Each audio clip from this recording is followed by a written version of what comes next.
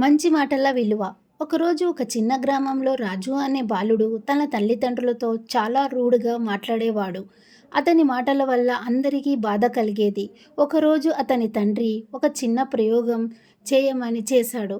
అది ఏమనగా, అతను రాజుకి ఒక గోదామాన్ని ఇచ్చి, "నీవు ఎవరికైనా కఠినమైన మాటలు మాట్లాడినప్పుడల్లా ఈ గోడలో ఒక మేకు కొట్టు" అని అన్నాడు. కొంతకాలం తర్వాత గోడ మొత్తం మేకులతో నిండిపోయింది. అప్పుడు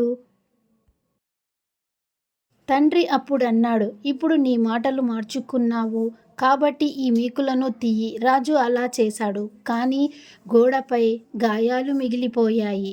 అప్పుడు తండ్రి చెప్పాడు, "మాటలతో మిగిలే గాయాలు శాశ్వతం. అందుకే ఎప్పుడూ మంచి మాటలే ఉపయోగించాలి" అని తండ్రి చెప్పాడు.